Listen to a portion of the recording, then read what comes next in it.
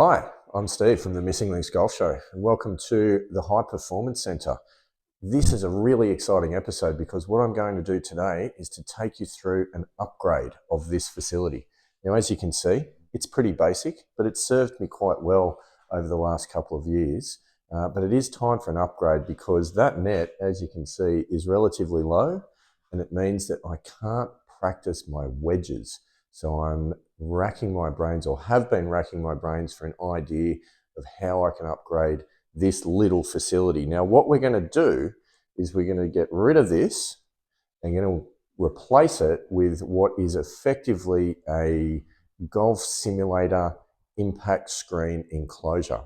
But for anyone that's out there that's been interested in doing something like this, you'll know that they're quite expensive. Most of these enclosures, they retail in kit form for around about 2,000 Australian dollars. And so that's just a little bit outside the budget for me at the moment. So I've researched where I can buy some various components, and I'm going to try a do-it-yourself option. So we're going to go through this, and hopefully it all works out and we get a great result. So what do we need to do? Well, I've hit Amazon pretty hard on this and purchased a impact screen. So a nice white sheet that I'll be able to project onto. Now, what's good about that is that you can order it in any size pretty much that you're after, kind of ranging from about 1.5 meters up to 4 meters, depending on how much size you've got. So here, as you can see behind me, I do have a bit of room, but I've also got this door, which I don't want to block because that's how I can get out of this garage space into the backyard. So what I'm working with is a screen that is roughly 2.5 meters by 2.5 meters. It's pretty much square. So I've ordered that from Amazon. I have also ordered some corner brackets to build the enclosure frame.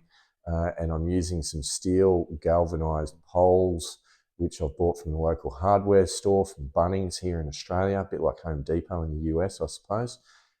And the interesting thing about that is that they come in 1 meter or 3 meter lengths. So I've had to buy a combination, a few 1 meter lengths to bring the enclosure out this way, and the 3 meter lengths to cut into size to then build the frame itself. Put them together with the brackets that I also ordered from Amazon, string up the impact screen, and then what I've decided to do around the sides, rather than going with the black fabric at the moment, is actually using some netting around the side just to let a little bit more light in. I may come to change that decision when I start projecting onto the screen. Time will tell. But anyway, onto the build. We're going to do it all right now, and yeah, hopefully it all makes sense and gives you some inspiration for what you might be able to do in your own setup. But step one is dismantling all of this and making room for the new enclosure. So yeah, let's get to it.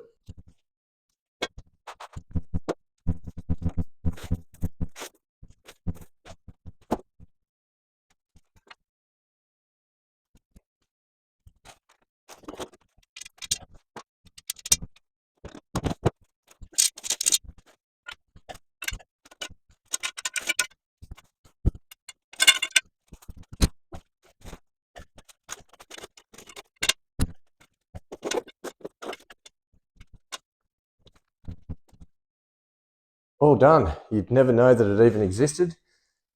The only thing now is to do a little bit more tidy up on the space before we start our build. So we'll get that done.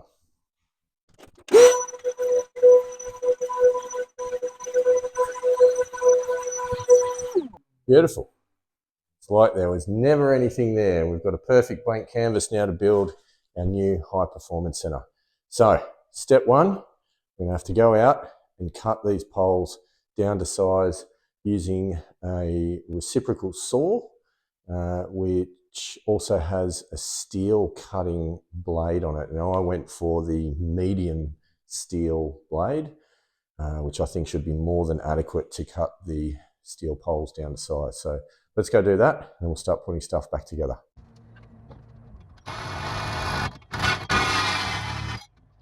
Okay, we've done the prep. We're ready to build.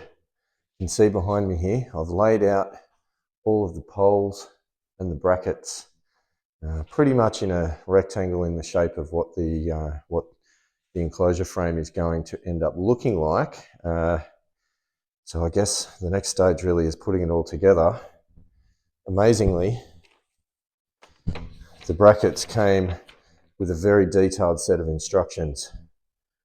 How could it possibly go wrong? So let's get into it. We'll put it all together and fingers crossed it works out nicely. So let's do this. Now, one of the things that I think is important is with these brackets, I'll give you a closer look. The set of brackets, some are three-way, there's two-way ones because obviously there's no bar at the front, at the bottom. I think the important thing is to take the shorter poles, these ones, which are going to be sort of the ones that dictate the depth of the enclosure, and we'll put them in first because in the center, I don't know if you can see that, but in the center of the bracket there, the holes go all the way in. So if we put this in first, then the longer poles can only come to the corner, and that is what I've measured the distances of to make the impact screen ideally fit perfectly. So that's how we're going to put it all together.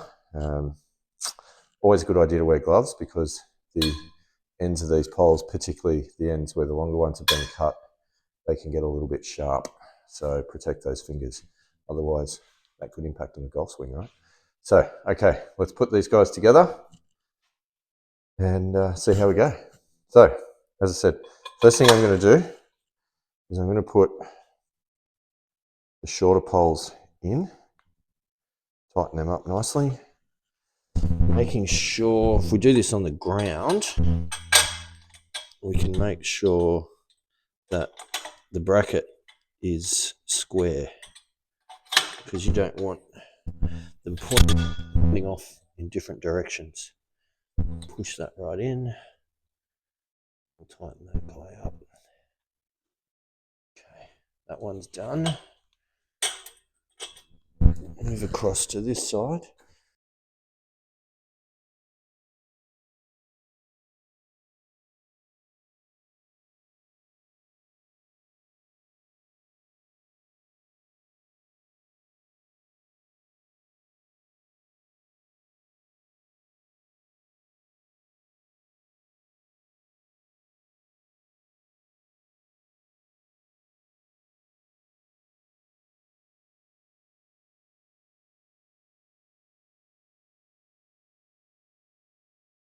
Okay, frame is built, ladies and gentlemen.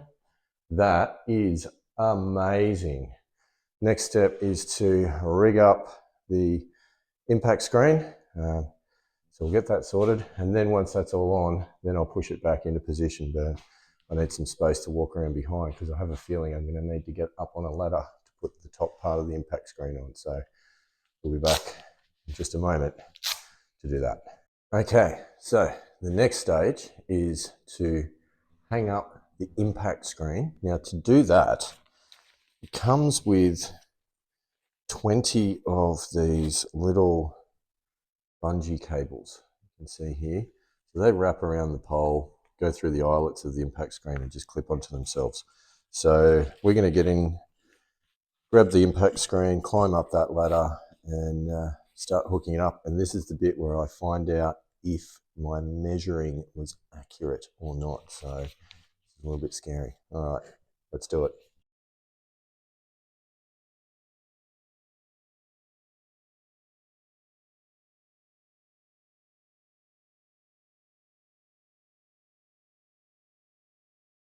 Okay, impact screen is now being put onto the frame. It fits perfectly, and I've got to say, I could not be happier with how this has turned out. Before I go and put the netting on the sides, what I am going to do is put the flooring down and hit a few balls into this just to make sure that it's performing as I hope it will. But honestly, the way that it looks, it's blown me away. This is such a good project. Really, really cool. Can't wait to check it out and actually give it a test run. Okay, so we're ready for the inaugural hit into the impact screen. I've grabbed an 8 iron. You might notice I'm left-handed as well, which is cool. I'm a bit nervous getting into this for the first time. I really hope it works out as planned. So, all right, got a brand new Pro V1 to hit into it as well because we don't want any dirty marks on the projector screen. So here we go. Don't know if I can hit it full tilt with just lacking a bit of confidence, but let's see what happens.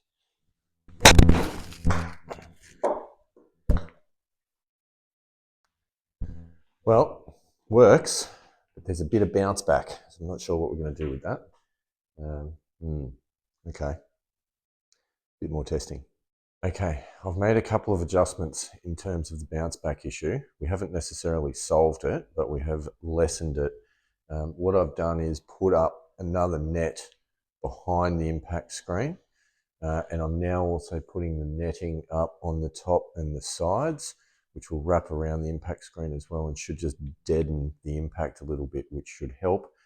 The other thing which I will be doing is putting some rubber matting down on the floor underneath the synthetic turf, which should then absorb the ball as it lands on the ground and reduce any potential bouncing of getting the ball back. So hopefully between those two things, we solve the issue enough, because the only other option is actually pull the whole thing apart and trim the metal poles by about 1/2 inch so that there's not so much tension on the screen. I really don't want to have to do that, but that would be a last resort. So anyhow, I'm going to get up there and I'm going to start rigging up this net and cable tying it into place. So we'll see how that works out.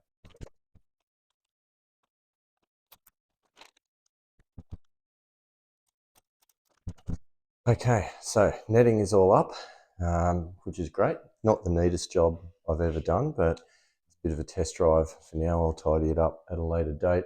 But for now, I'm going to take the little snips and go around and cut off all of the tails of the cable ties just to tidy it up a little bit. And once we've done that, then we'll lay some floor down.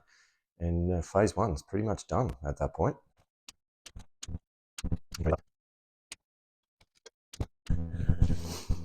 Some foam interlocking floor tiles from the local hardware store. That's what we're going to pop down. So this should do 2 meters by 2.5 meters, and we're 2.5 meters across. So I'm hoping that it fits pretty perfectly. Let's see.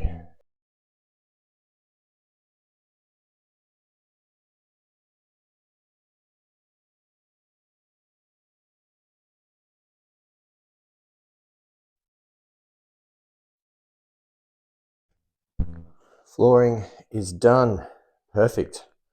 So we'll pop down these synthetic grass squares and we're in business.